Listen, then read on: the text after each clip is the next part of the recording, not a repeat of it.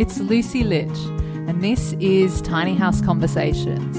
It's the Australian-based podcast where I interview experienced tiny houses, tiny builders, and adventurers in the tiny world so you can discover how to create, build, and transition into tiny life.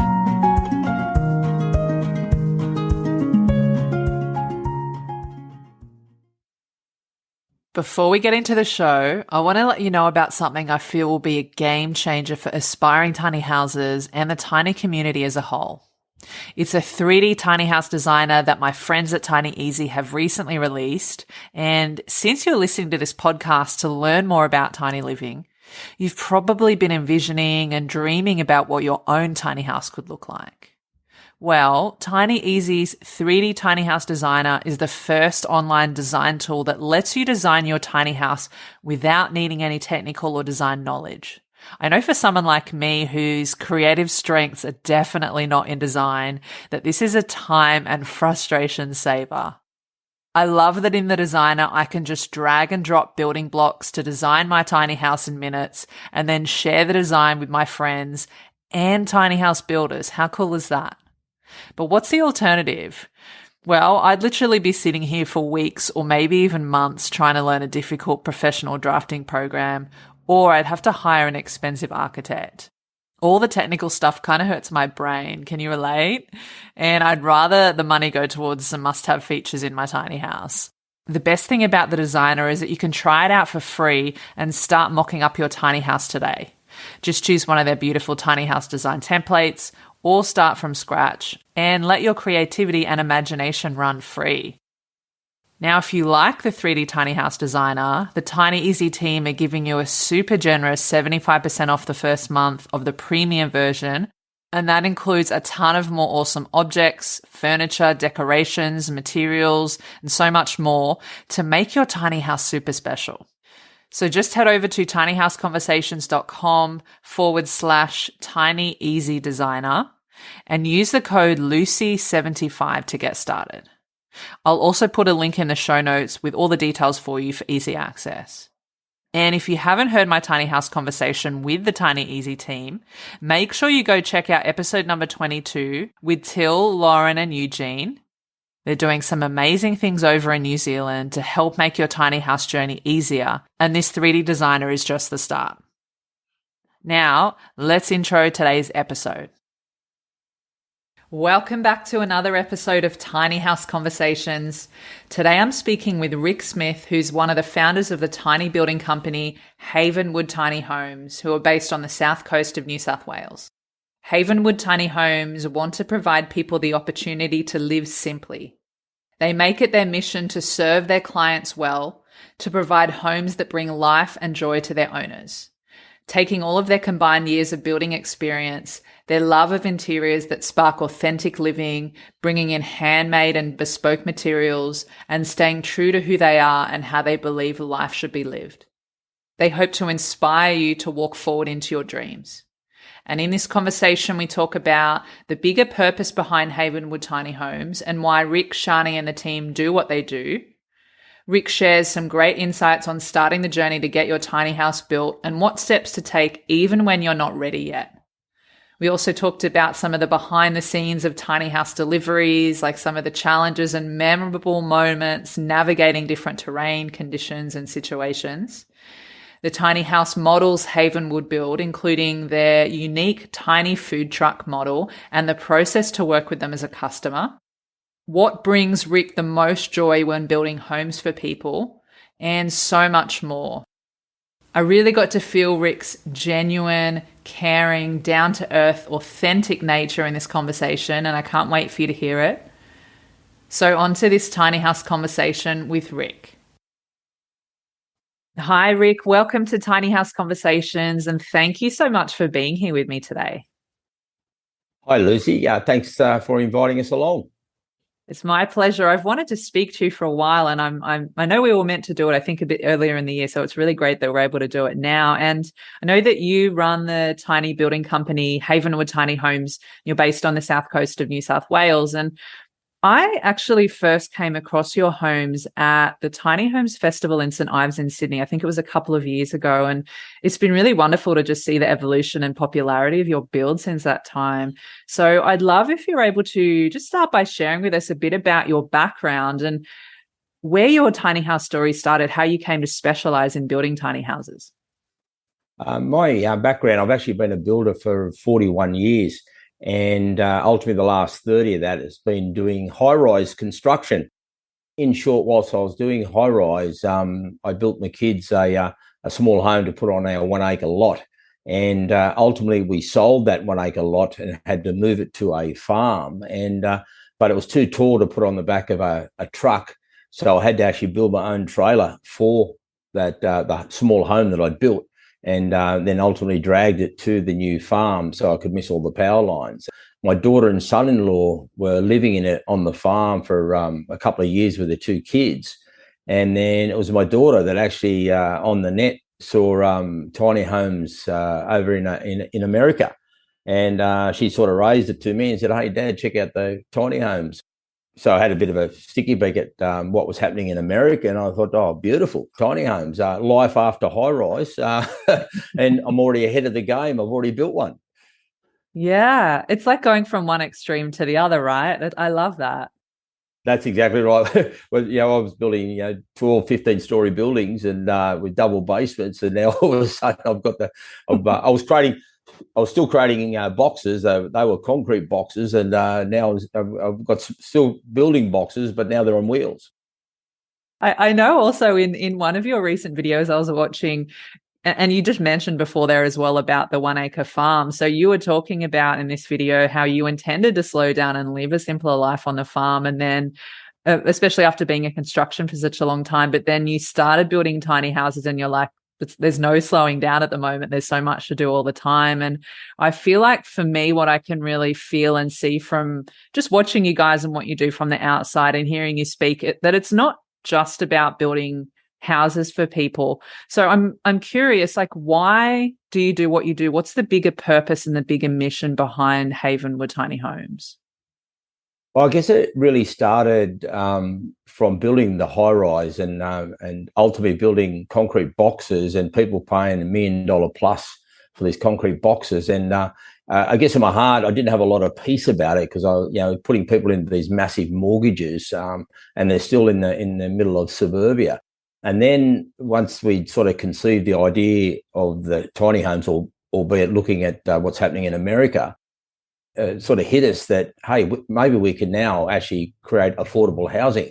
And knowing the way the world was going, interest rates, the price of real estate, and even through our own experience in meeting people, a lot of single mums, young married couples, and then, of course, ladies coming out of marriage breakdowns. It was just, we thought maybe we could actually help people by building homes that are affordable but are comfortable and are quite impressive, Tiny houses are such a big part of this affordable housing conversation at the moment. And unfortunately, we're seeing prices rise of everything, inflation and the housing crisis basically like all over the place. So I'm really, well, I suppose tiny houses becoming something that more people are aware of, as well as more availability and more options for people for alternative solutions for housing to obviously, that financial stress is such a big thing. And I feel like just from where I'm sitting and speaking to people and going through the process for myself to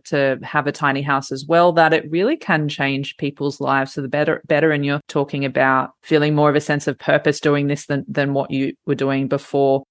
I think it's really great to see what you guys are doing. And I'm curious, just from your perspective, so there are people that obviously DIY building their tiny house, and then there's building companies like yours. And what would you say are some of the pros and cons of using a specialized tiny building company like yourself versus doing a DIY build? Do you have any advice for DIYers?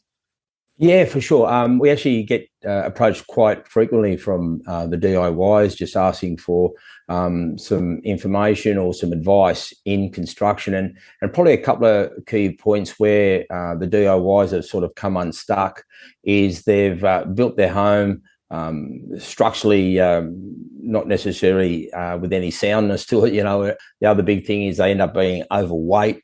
The home, they've built it too big. It's not legal on the road. They can't, they've built it oversized, but now they can't get it registered.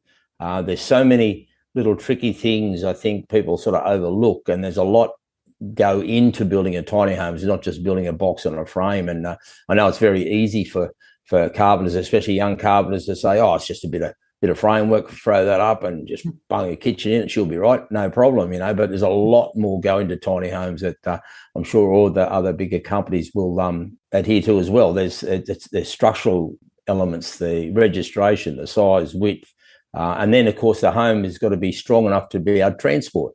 You don't want it cracking and carrying on during construction. And then and a lot of tiny homes, not just ours, but a lot of the other large companies, they're going, in most cases, go to these isolated farms. This year, we've delivered 5 once we've got the site with tractors, basically skull dragged across a paddock, 4-wheel driving through gullies and ravines and all sorts of things. So if they're not strong, you could end up with a packet of matchsticks at the other end, Absolutely, absolutely. There are so many layers. And I wonder as well, just thinking about, like, as you were talking there, with yourself being in the construction industry for a really long time before and doing other builds, like, do you feel like it is a little, I mean, maybe it's just different in general, but is it more difficult to build a tiny house versus building a traditional home, or maybe even high rise, like what you're talking, because of the limited space and also going by different caravan codes or building codes and other factors as well? For sure. I would suggest there's probably a lot more going to a tiny home than a larger home, because firstly, it's the finished result, the detail, because as you can appreciate, they're only a small home. So when people are actually viewing the homes, they're walking right around the whole home, and the roof's only a couple of meters off, 3 meters off the ground. So you're looking at all the roof, all the detail with the flashings. And then, of course, all the interiors and like you mentioned, the mechanics of the tiny homes got to work. There's fundamental design features in any home, even tiny homes.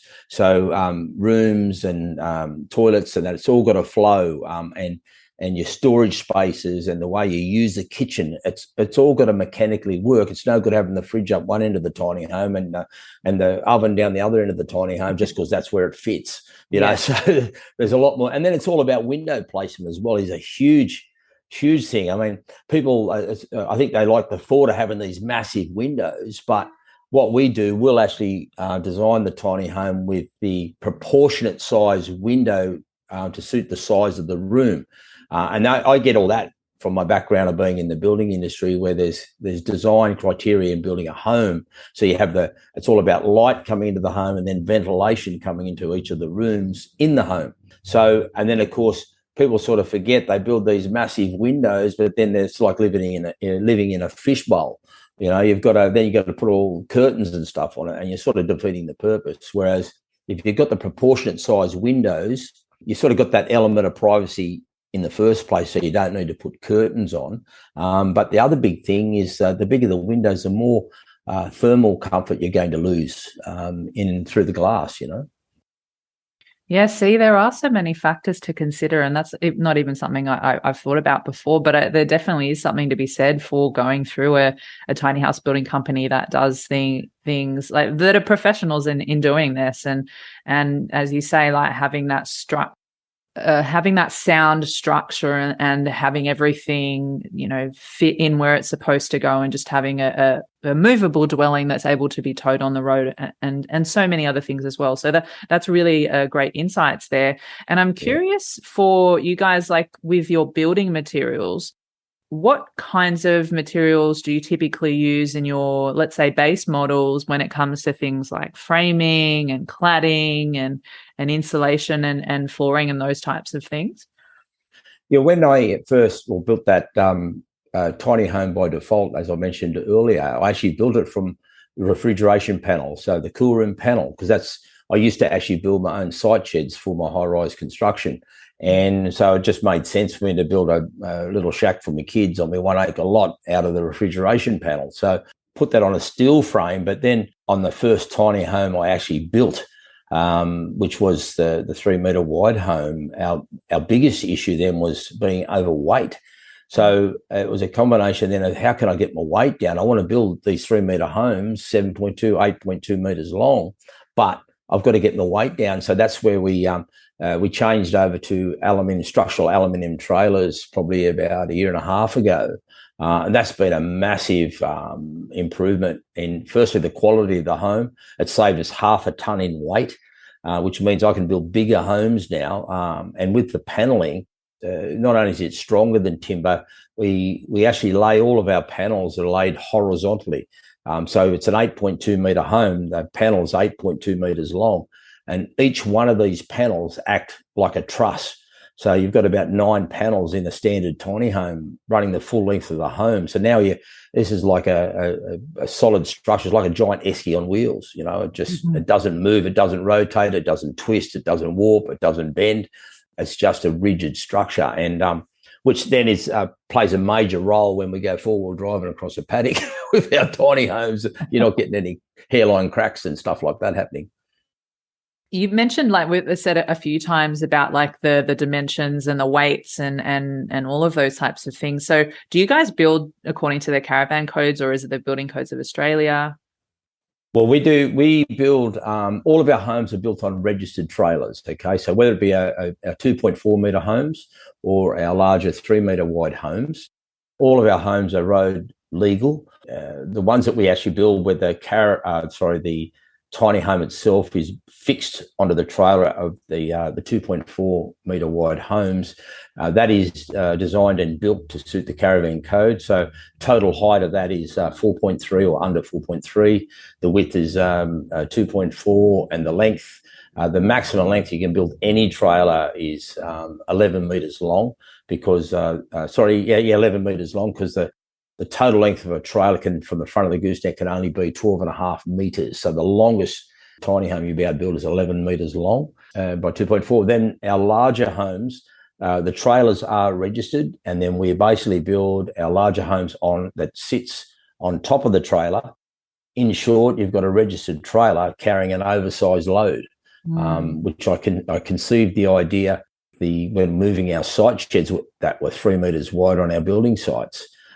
We do that with a registered truck carrying an oversized load. So I worked on that same principle with our larger homes. So you've got 2 chassis. You've got a tiny house chassis and you've got a trailer chassis.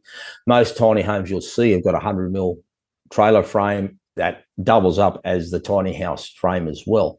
Whereas we've got a 150 millimetre trailer, and then we've got a 100 millimetre tiny house. So we've got 250 millimetres of structure underneath each one of our larger homes.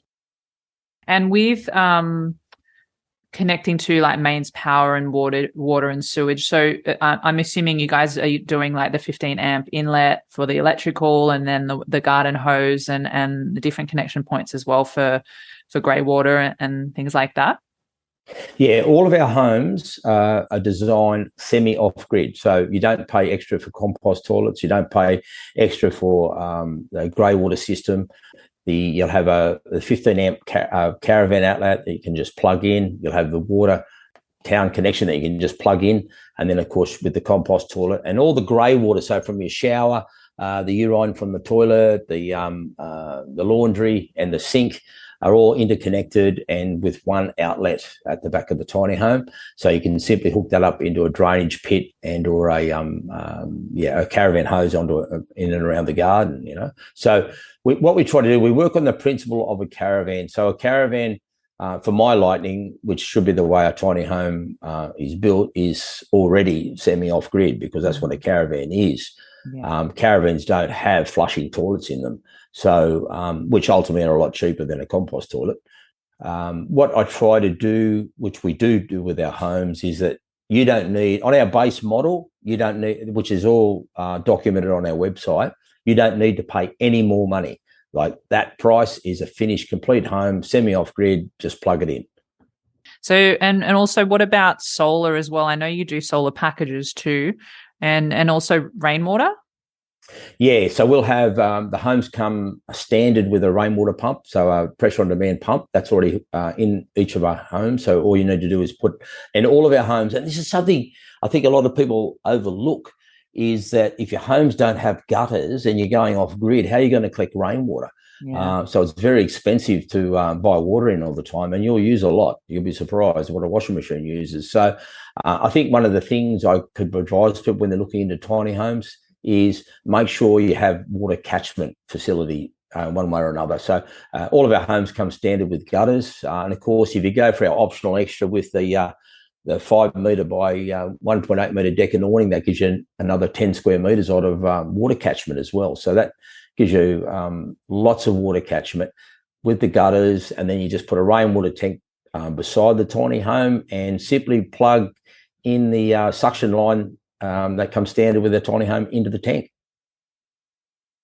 Great. Actually, that's a really good point that you bring up about the guttering and all of that, because I guess if you can also get it done that it comes with the builder, not have to do it later, that it makes it a lot easier. And I feel like, with your builds at Havenwood, that you have a distinctive style. Like often when I see a picture of tiny home or something online, I'm like, I feel like that looks like a Havenwood build. And I'm just curious, like, where's the inspiration come for your builds? And even you've got different names as well. So where does all that come from? Well, the names actually come from all my granddaughters, so grandchildren. So I've sort of named each of our models after grandchildren. I suppose style. I mean, it's great to build a big box to try to max out your interior floor. What would you call it? Volume inside the tiny home. But for my lighting, a lot of our clients, yes, they want the home to be functional, but also aesthetically looking from the outside, they still want it to look like a home. And hence, probably 50% of our homes now built with pitched roofs. And obviously the reason we've got the flat section on top are duals as so we don't go over height. And secondly, becomes a great platform for our solar panels, which mount straight on top of the tiny home. And inside our large toolbox on the front is where all the inverter system and batteries go as well. And I think one of the big things, especially if people are going off grid, bear in mind the only extra you need to add to our homes is the solar package. Our solar package, which is just under $15,000, that's a 5 kilowatt system with battery storage that'll give you about 2.5 watts of battery storage overnight, which will run your tiny home and fridge and water pumps and stuff like that overnight. And then from there, people can add more solar panels, add more batteries, or upgrade to lithium batteries. And so there's lots of different options. But what I advise people is our basic system, which for a lot of people is still well above any caravan company, the 5 kilowatt system, that I actually advise them to pick up one of our smart generators, which is an auto start. So if during the night your battery storage starts to drop off, the inverter senses it, turns the batteries off, and then automatically starts the smart generator. So then it's because a lot of our clients are ladies, we try to make it as foolproof as we can. They don't have to walk outside in the middle of the night in the rain and turn the generator on. All this stuff is all automated, but the inverter will only cost you about $2,700 versus doubling the size of the solar package might cost you another 10 grand. Mm-hmm. But you're still only as good as the sun shining. If there's no sun, you've got no power. So what you're doing, you're spreading your risk. You've got the 100% certainty of power with the generator, but you're trying to use as much free energy as you can. But ultimately, it needs to be topped up every so often with the generator. Yeah, and would you normally put is it 6 panels that maybe fit on the roofs typically, or? No, we start with 3 panels, which are 440 watts each, because you've got to have a certain amount of wattage in the first place to be able to start the inverter. Yeah. If you don't have enough solar panels, the inverter won't even start. So you've got to start with the 3 panels. So we do them in banks of 3. So you can either do 3, which is most of our clients just do that, or you can upgrade it to 6 panels. So you do a whole another bank, and they're all sort of all in line. So it's no good just adding one to it because you're defeating the purpose. It doesn't do anything extra. You've actually got to put them in sets. So sets of 3, which, like I said, are 440 watts each panel. Yeah. Okay. That's good to know. And Something that I find interesting too, I know, and I don't think I've seen anyone else doing this, is you have a food truck or tiny food truck model. I'm curious about the inspiration and the story behind that, because it is really unique. Well, with our food van model, because we were very fortunate to pick up a site right on the main drag in Albion Park, and the exposure's unbelievable. So I thought, well, once I can get this, get our slipway straight into our site, a food van coffee is just going to bring more people into the site, albeit they might not be looking at tiny homes, but whilst they're walking around having their coffee, they'll be definitely looking at tiny homes. So I think there's a lot of thought in that as well.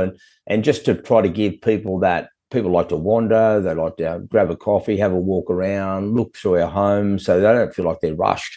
They got all day just to poke around, sit down and enjoy the serenity, you know. So it's and it's giving, I think, offering people that, just showing them that we do, a tiny home doesn't have to be a home. We're building offices for people that are just basically blank shells with a little kitchenette in them.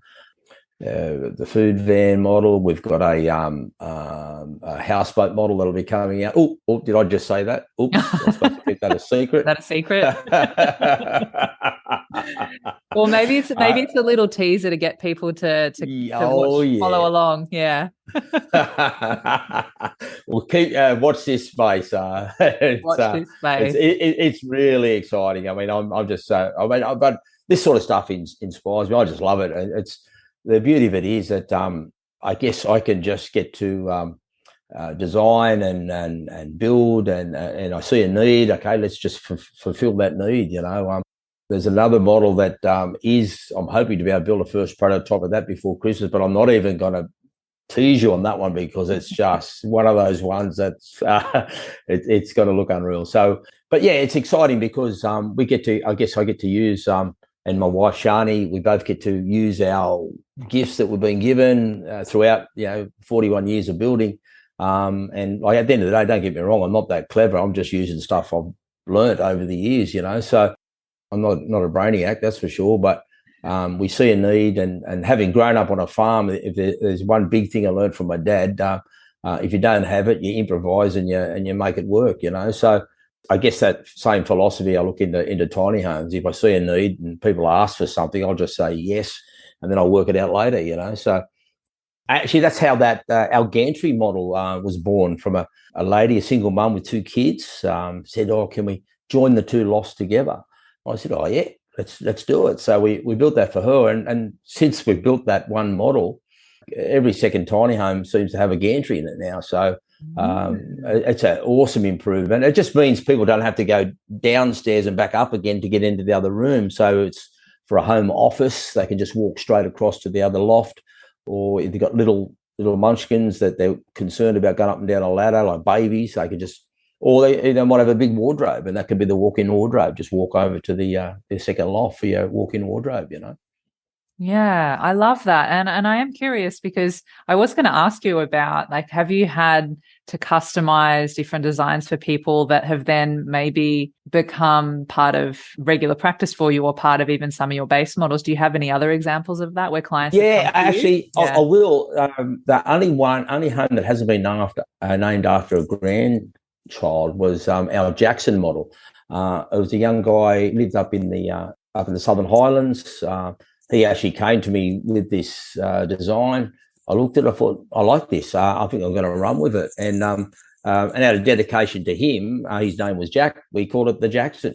So that's how that one was born. And he loved it. For him, it serviced a need. He needed he actually put that on his dad's acre lot in the Highlands, and it enabled him to save up enough money to buy his own block of land. Since then, he's asked us to on-sell it for him. And I think that's one of the big things, because people say to us, "Oh, Rick, what's your resale like?" And I thought, oh, my gosh, everyone, the ones I've heard that have sold our homes, they've made either sold it for the same money or sold it for extra money than what they actually bought it for in the first place. So I think that's a great legacy to have out there, that our homes do hold value in the marketplace. Absolutely, they do, and that's really lovely that you're able to name a model after one of your clients like that. And speaking of your tiny house models, like, are you able to just let us know a little bit more about each of them? Maybe the sizes and the base price ranges, that kind of thing. Yeah, sure. We've got a couple. Our little Tucker's Rest is 5.2 meters long. It comes under normal caravan specs. It's only 2.5 ton, so you can tow it with a normal four-wheel drive. So it's just a single bed, like queen size bed with the bathroom and kitchen and whatnot.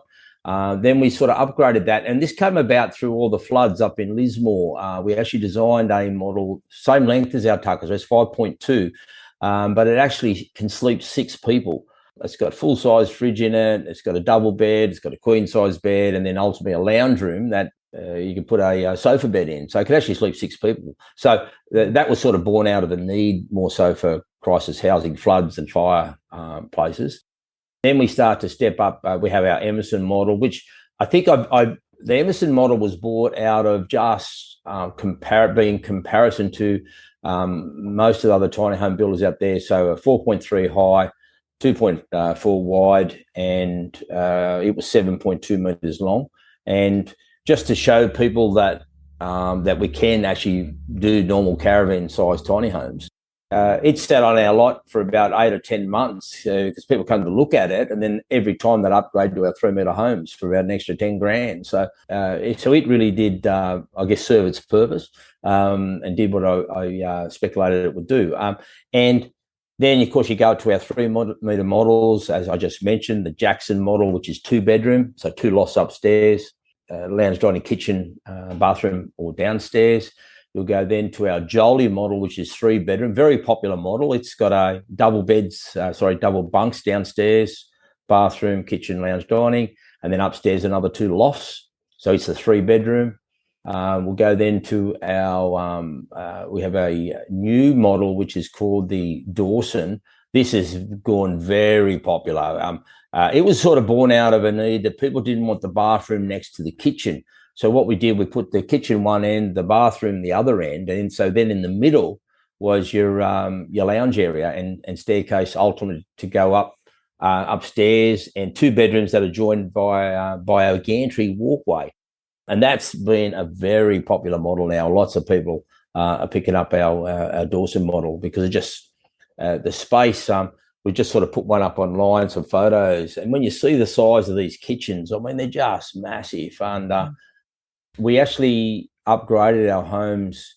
So, because we were originally restricted because I had the larger wheels, which the wheel arches came into the tiny home, and we built kitchens over those, and the wheels were actually hidden under kickboards and whatnot.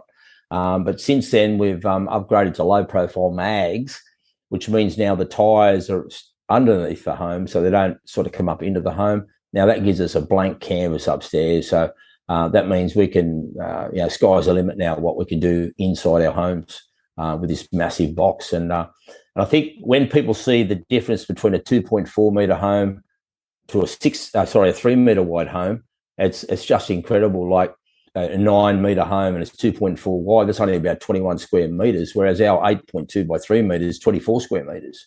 And that's a big thing. Another big thing, I think when people are doing, like everyone does, they shop around and look at the best bang for their buck. You've got to look at square metre rate. Don't just look at length, because like I just mentioned to you, you could build a 9-metre home by 2.4. That's only 21 square metres.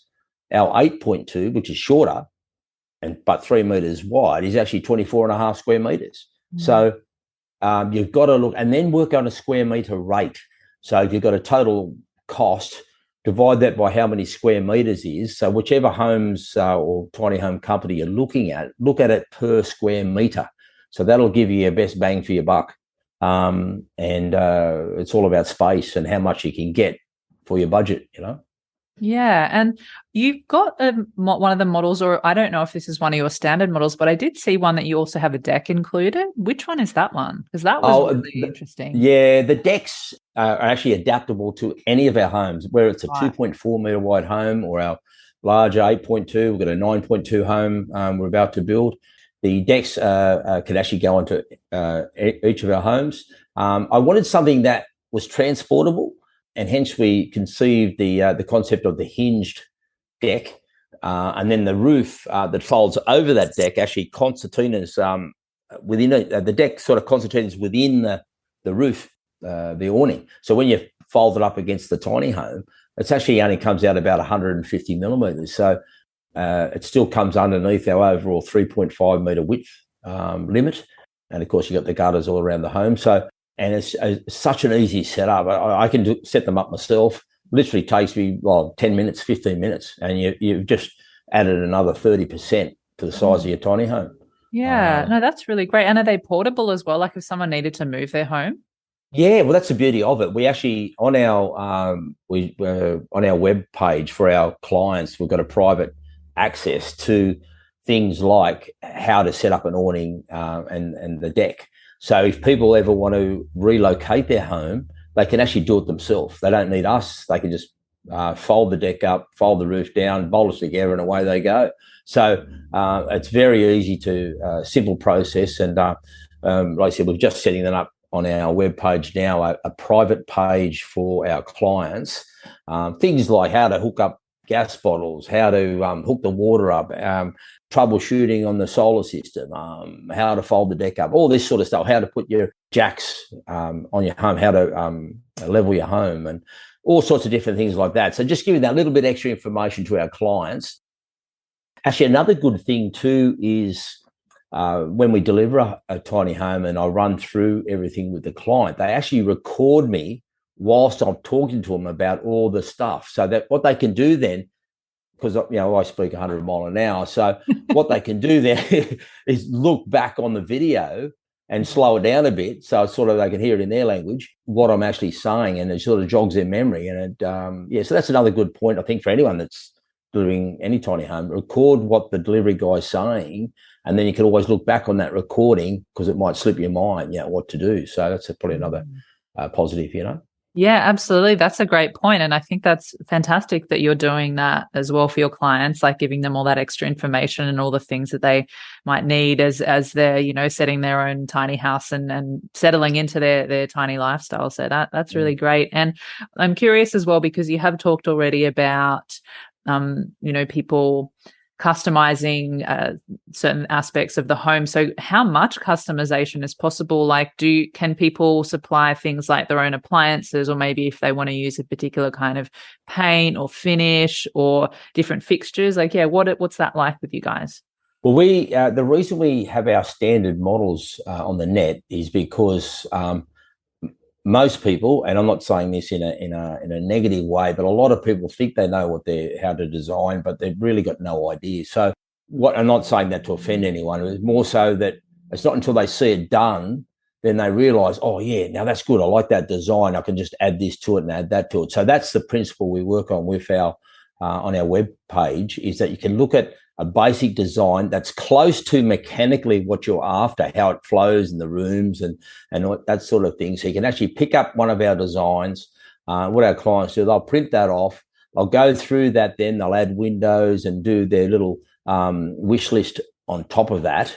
And then that makes it so easy for us then to transport that into a final figure. And actually, one big thing clients are really happy with is that I guess you call it our transparency on the net, is that we've got our base price of a tiny home, like I mentioned earlier. It's a finished home. You don't need to spend any more money. But then we've also got about 2 pages of optional extras. So you can actually design your own tiny home off our webpage to suit your own budget, because all the prices on every single item is there. You can set yourself a budget, pick up obviously your base model, then just add to it and design your tiny home to suit your own budget before you even come and see me. And so by the time our clients come and see us and they're ready to order, they're basically ready to order. They've already ticked all the boxes that they're after. And it does really simplify the process. And not only that, they're not going to get this massive shock at the end of the day when they get a final figure. It's like, whoa, I didn't know it was going to cost that much. Whereas when our clients come to us, they already know how much they're going to spend. Which makes it easy for everybody. And it also helps them stick to their budget, because there's nothing worse than spending more than you wanted to spend. I think that's a good thing. And then they can pick and choose, okay, I'm over budget, this has got to go, so we're just going to do this and this, So I think it helps people to be able to stick to their budget, because I don't want anyone to extend themselves that far that at the back end of the job it's going to hurt, So they need to be able to stick to their budget, and that, I think that the way we structure that really does facilitate that. Yeah, and so they're able to, so they can, have one of your base models, but then put a more personal spin on it with the optional extras that they can add. Yeah. Colors, amount of windows, benchtop colors. I mean, I suppose you'd probably say most of our clients run with a pretty bland color scheme, which looks good. It's still very nice, and they dress it up with all their little knickknacks and whatnot. But I love it when people come through and they just step outside the square and they go for this different coloured kitchen, or a black splashback, or a charcoal splashback, and or a olive green kitchen. I mean, I love it. And then it's that colour when people walk in, but then they think, oh, I love that. But then when it comes to doing it for themselves, it's, oh, I'm too scared. They don't want to do it. But I reckon just go for it, man. Just step outside the square, Yeah. Yeah, make it bold, and I guess like the representative of the person that's going to be living in it, Oh, for sure. There's life in colour, not just being white, So I love when people, like I said, just really go outside the square and just get really bold with their colour schemes, Yeah, and get really creative. Yeah, that's great. And so if someone is wanting to have you build their tiny house at Havenwood, what's the process like to work with you as a customer? What can people expect? Well, we've really simplified things. I think, and this is learning from our own experiences. If they try to nail absolutely everything down and in their tiny home, like all their odds and ends and the bits and pieces and extras and whatnot, and then it gets to the final stage that we're about to start construction, then, oh, I want to change this, oh, I want to change that. So what we've done now for ordering a Havenwood tiny home, all we need to know is the length of the trailer and what model. Okay, that's all we need to know. People put a 20% deposit down. That gives them 6 to 8 weeks time then. So they've jumped in the queue, so they know their production date.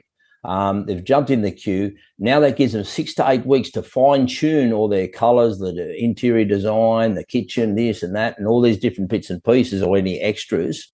After the paperwork's done, we'll organise a time to get together. We'll fine tune all those bits and pieces. And not only that, we also then give them that extra time on the kitchen. Once we've started construction of their home, the kitchen company comes in and measures up the kitchen. We actually give them a 3-dimensional model of their kitchen. They still have a chance then to choose colours, tweak their kitchen a little bit. They might want to put in a dish drawer or a washing machine or something like that in their kitchen. So we allow certain elements, but there comes cut-off dates or times that no more changes can be made. So what we've done, we've tried to extend that out. They don't have to have everything nailed down on signing the paperwork. We just give them that flexibility and time, so the pressure's off now of jumping in the queue. They can now spend that time liaising with me back and forwards. That's fine, and then we'll sit down and do the final tick off on all the bits and pieces that they want. And we find that's working so well, and people are so stoked that they're not under that pressure. They want to get in, but then they've got to choose everything straight away and not have that ability to change stuff. So the way we structure it now, it gives people heaps of flexibility and takes the pressure off. Yeah, I think it's so important to simplify it as much as possible, right? Because it is, I think for a lot of people as well, it could be a brand new experience. Like they've never done something like this before. And then with all the decisions that need to be made and all the moving parts I think to be able to do that in a way that is not so overwhelming and not all at once, I think that's really great. And I'm curious as well, so like how long would it typically take for you to do one build?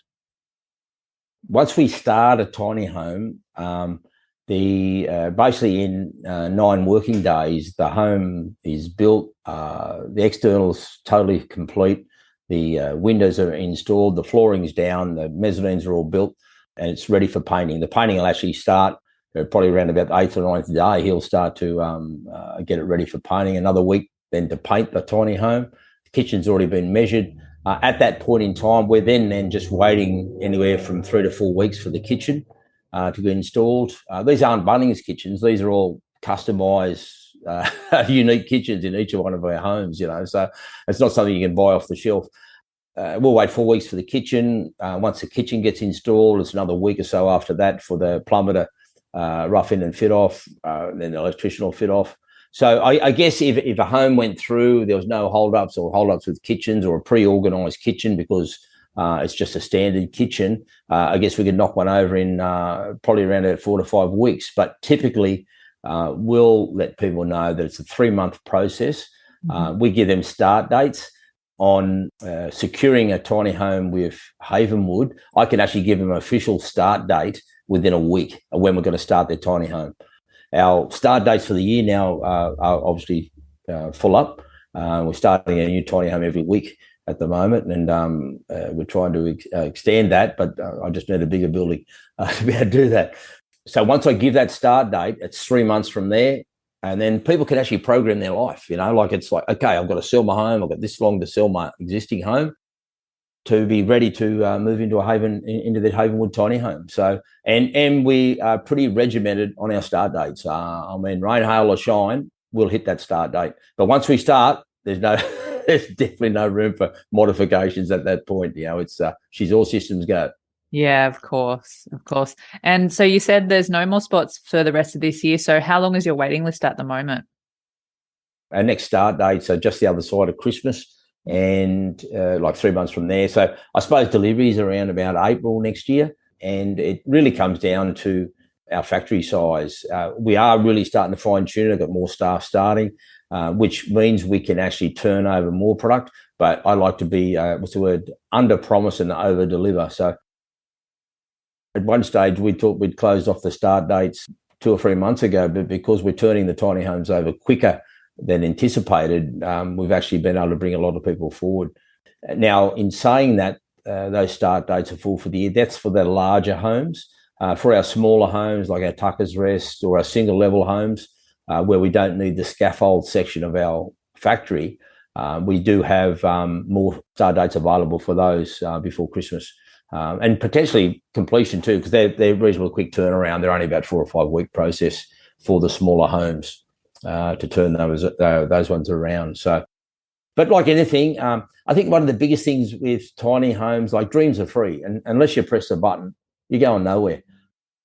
Just recently, or in the last couple of months, we've had clients that have just said, you know what, this is a path I want to take. I'm just doing it. They haven't secured land. They don't even know where they're going to put it. But they said, I just want to live in a tiny home, so I'm going for it. And those people have been rewarded by sites that have just come along. Either I've found them somewhere, a farm, $1 million farm for $200 a week. It's just insane. But obviously, until people have committed with Havenwood, it's at that point then that I'll put them in contact with the right people to find themselves a resting spot for the tiny home, especially the local ones. We do have people outside the area that have offered farms as well, up north, up in Queensland. So we do have spots around, farmers and the like that have got land available for tiny homes. It's like, I love when people just say, you know what, this is my future. I'm just going for it. And it's just great, and then to be rewarded with somewhere, it's just incredible. The joy on their faces when they've pressed the button is just unbelievable. Yeah, I love that you said that, because I feel like it's so true. There's something to be said for, even though you don't know how things are going to turn out, just trusting the process and actually saying, okay, this is what I'm going to do, making that decision, and then putting the steps in, all the little steps in place to take action. And then, having it unfold. And yes, it's maybe not always going to turn out. There'll be challenges along the way and all of that. But it's like the first thing is just you got to start, because if you just keep thinking about it, you're not going to get anywhere. So I think that's really great. And I know that's true from my own experience as well, of whether it's with my tiny house or just in life in general. I think it's a really great lesson just in so many things that we do. Is you can think about it all you want, you can plan all you want, you can write down things all you want, do all the research, but the important thing is to just go for it if you know that that's something you want to do. And I think too, what you've got to think about is, like I said, if you don't press a button, it's never going to happen. But if you do, and you get to the end of the process, you maybe change your mind, just sell it. They hold the value, you'll get your money back and some. You can actually probably make money. But I guess I've always been one of those people that'll a lot of people will stick their toe in the water to see how cold it is before they go for a swim. It's like I'm always been wondering, I'll jump in the water, I'll tell you how cold it is.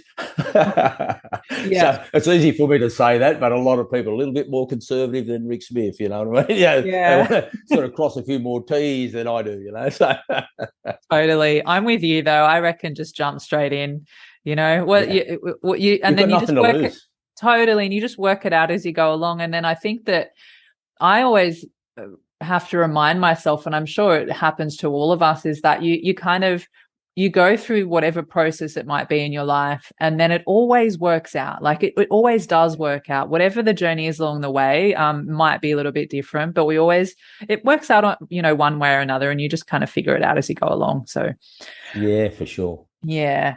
And so speaking, you were talking about deliveries and stuff before. So you're shipping all around Australia, is that right?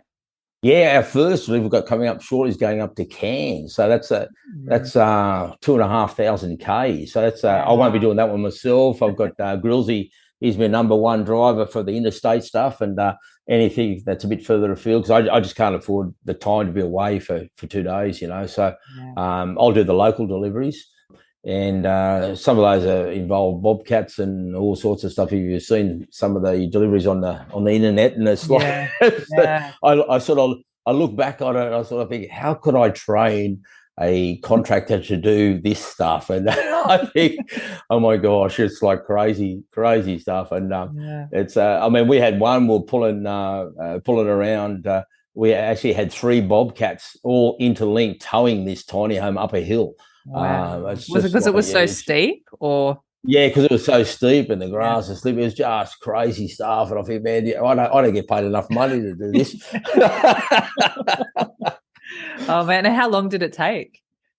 Oh, to get that up, it took us a good hour to get it out of the position. Like it was just crazy. So having come from high rise, the building the tiny homes, like I build these in my sleep. But the big thing that always not keeps me awake, but I definitely wake up a bit earlier than I normally do, is on delivery day.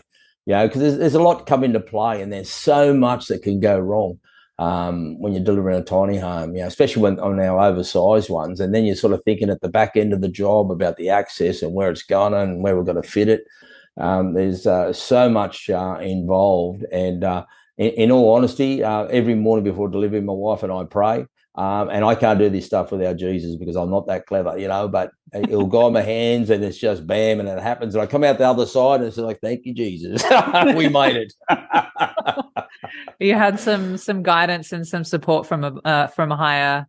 Oh, absolutely. Yeah, I need that. That's for sure, So, but it's always good. And I love seeing the, our homes on delivery day, and the people know roughly when we come, and there'll be a swarm of people at the delivery place, seeing the tiny home come up the driveway, and the look on their faces, and a lot of people as well that haven't actually been, like friends and relatives that haven't been in a tiny home, they walk into the homes and then it's like, whoa, where do I sign up? It's like, this is unreal. Then they get envious, like, why aren't I doing this? Totally. Totally. Sure.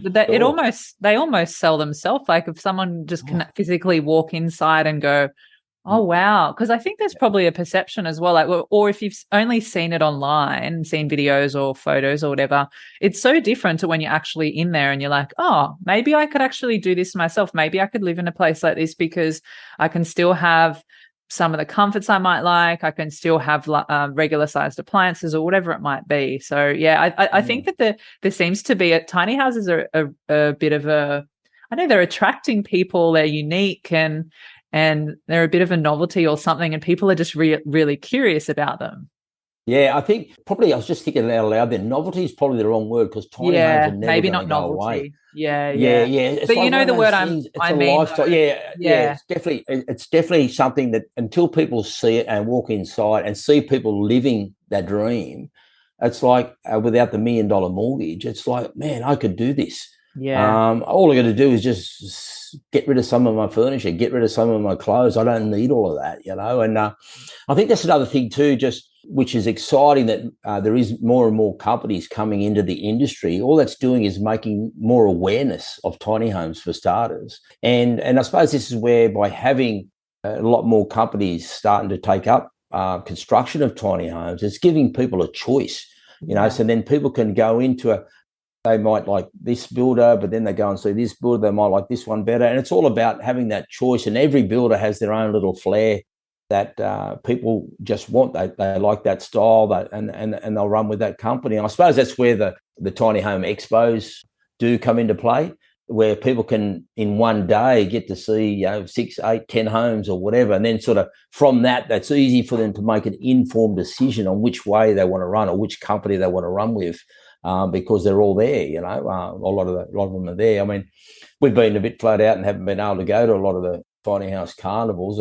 Although in saying that, we've got one going through up in Queensland, so we're going to Faye's made a space for us there at the Tiny House Carnival, our expo up in Brisbane at the end of this month. So we're going to pop in there and stick our head in the door in the Queensland market. So that'll be interesting. Yeah, that'll be really exciting. Faye's doing a great job with those tiny homes expos, and it's so good to getting people together, like I said, to creating awareness of the industry for starters. I mean, at the end of the day, no tiny house builder can supply and demand for the whole of Australia. Like, it's just impossible. I think builders, we should be definitely playing like running each other up, not putting each other down, because this is our industry you're putting down. If you're going to put another tiny house builder down, you're only bringing the industry down.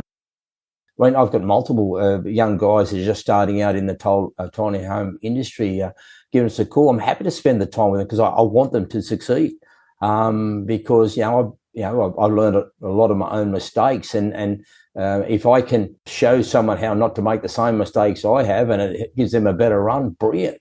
And this is what we should be doing, I think, as tiny house builders, helping the industry and young ones getting started.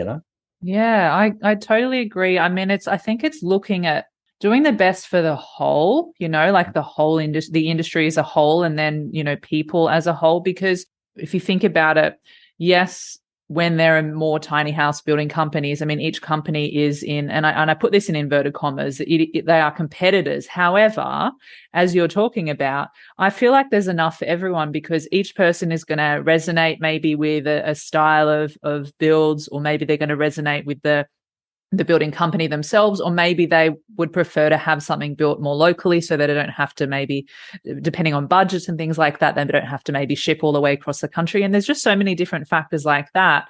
And as you say, like, the more builders that are coming out and doing this, the more awareness spreads, the more options there are for people to turn towards this way of living. And it's just this knock-on effect, and it is for the greater good of the whole. So I love that you said that. Yeah, for sure.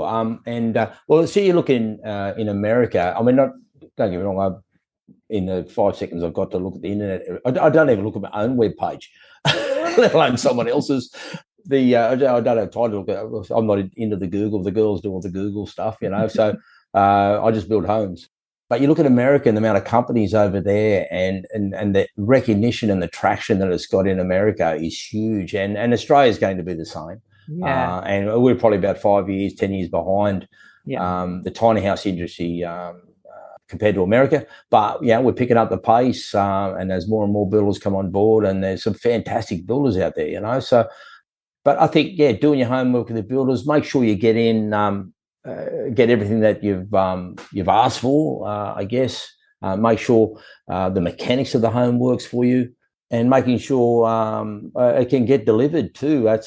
We'll do often on some of the spots where it's a bit dicey. People will send me little videos of the drive into the site and where it's got to go and that sort of thing, so I can sort of help prep over the telephone, help them prep the site for our delivery, because, as you're aware, our larger homes are 4.6 high. Now, all the councils and all of the consumer mains are supposed to be a minimum of 5 metres. So in theory, I should be able to drive anywhere in Australia, because our homes are only 4.6.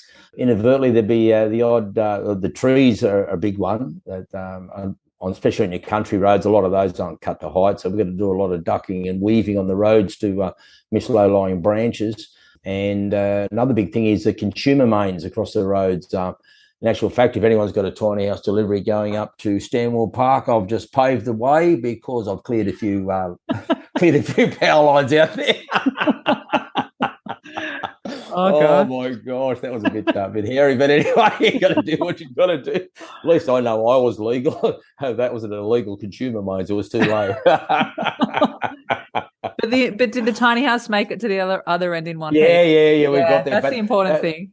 the big one with this one, because I had to have my bobcat, and it was a bobcat delivery into the site, but I had to prep the site first, and then drag the tiny home down into the site, and there was a massive hail or storm coming that we knew about. It was going to be a lot of rain in it, and I thought, if I don't do it now, I won't be able to get back into the site for 2 weeks. So I had a window of about 2.5 hours. Well, that was shortened by at least half an hour because we had to set up someone to fix the power line up.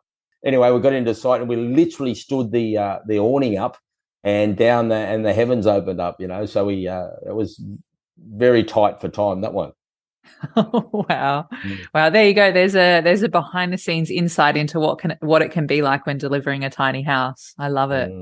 Yeah. Man. And I guess that there's just this dedication as well. Or as you were saying before, you're like, I don't get paid enough for this kind of stuff. But I think too, that extra service that we provide, like we don't just build a tiny home and say, oh, there's a couple of transport companies, give them a call and they'll deliver it for you.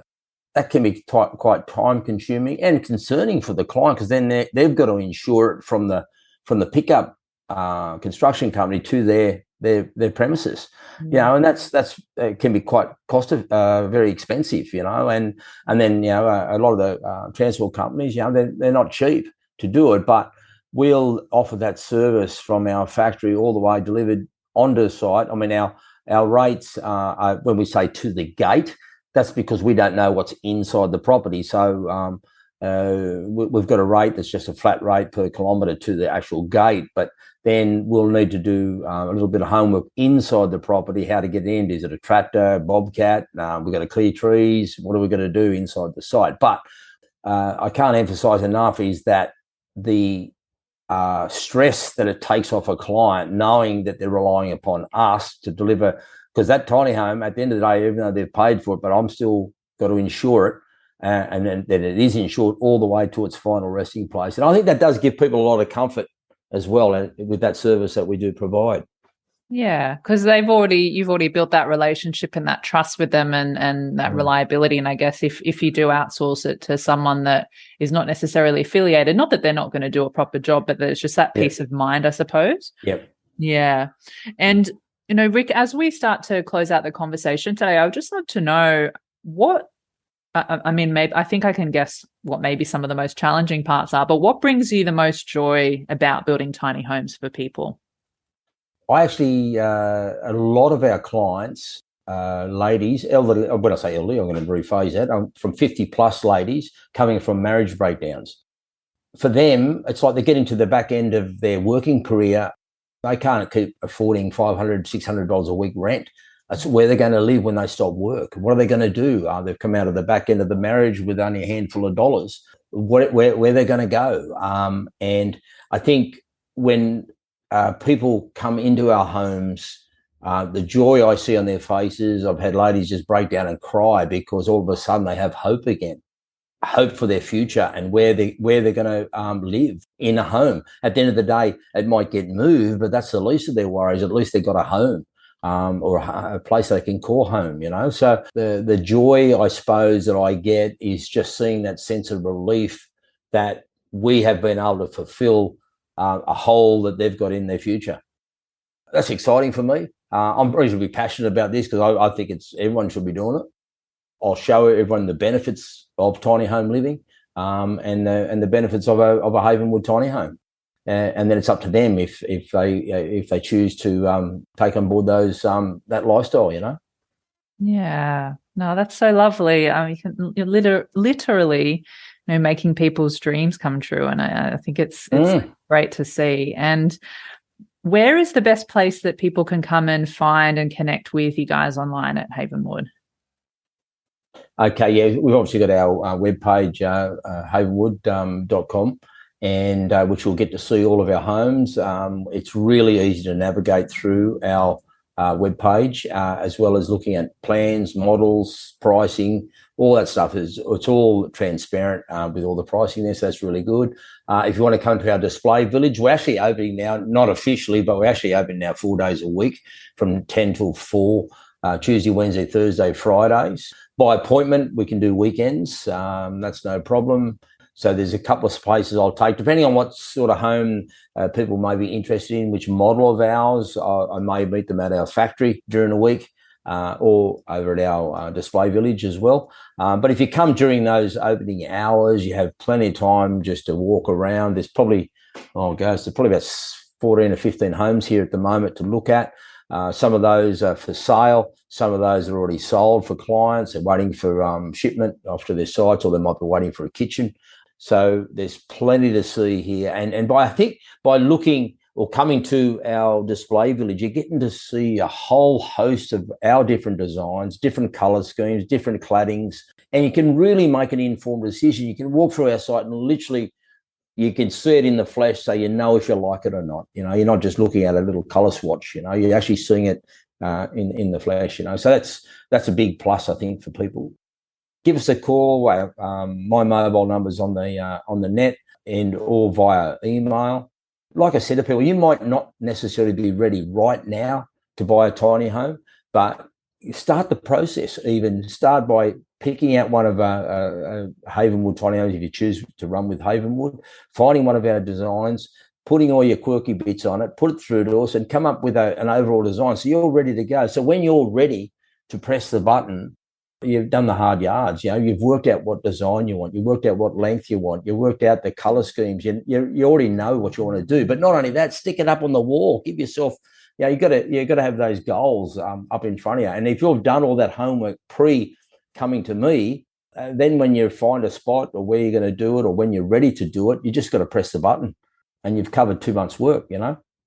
Yeah, that's really great advice. And people should also go check you guys out on social media, because especially I don't know if you still do them, but I know that you used to do those Friday dancing videos, right, in your tiny homes. And that's, really a fun side to see of you guys. Yeah, I've been a bit slack the last couple of weeks. I haven't been doing too much. I've been too busy, Yeah, well, I'll try to throw a couple more dances in there. I haven't learned any dance moves, any new dance moves yet. It's the same old. But anyway, what they say. Good. Is what I know. Exactly. I love it. Oh. We've got there's one going to air. What's that? We've got a TV. It's a competition, Australian Homes, something. It's on. Oh, really? 9 Life. Yeah, it's It's going to air, I think, with the 4th program of it, 4th in the series, but it is airing this month, so it's on 9 Life, called Australian something. Okay. I reckon I know. But yeah, we've got a home that's been showcased on that, which is going to be awesome. And there's just an interview with a presenter there, which is awesome. So yeah, that'll be going into air this month. So keep your eye on that one. 9 Life, it's on. 9 Life. Okay, awesome. Yeah. Well, I can put everything, a link in the show notes for everyone if they want to go and check that out. I can maybe get that off you guys later. Yeah, fantastic. Yeah. And if you're listening to us and looking for those show notes, you can find them at tinyhouseconversations.com. Rick, thank you so much for being here with me today. It's been really great to just get to know a bit more about you and about Havenwood, and I can really feel this authenticity and genuine care to want to help people, and I can also feel that it is just so much more than just building houses for people. So I really appreciate your time today and for your generous sharing. Thanks again. Thanks, Lucy. So thanks very much for the opportunity. Really appreciate it, and look forward to meeting you again. Absolutely. I'm going to have to come and do a visit to your showroom one of these days. So, absolutely. Bring your checkbook and we'll stitch you up. Awesome. Sounds good. And if you're listening to us at home, thank you so much for being here as always. Make sure you go check out everything that Rick and Havenwood Tiny Homes are doing. And stay tuned every Thursday for new episodes of Tiny House Conversations. I'll see you next time. Thanks again for listening. And if you enjoyed the conversation today, you found it valuable and you want to support the podcast, the best way you can do that is to share the love. That way I can keep bringing you more tiny house conversations to help you on your own tiny journey. So here are 3 ways that you can support the podcast. Number 1, if you have a friend or family member that you feel would benefit from hearing these conversations, feel free to share it with them, email them, text them, send them a telegram, do whatever you need to do to share it with them. Number 2, if you hit the subscribe button, you'll know exactly when the next episode is live. And number 3, if you head on over to Apple Podcasts or wherever you're listening to podcasts and leave a 5-star rating and review. Thank you so much in advance. I appreciate you, and I'll see you in the next episode.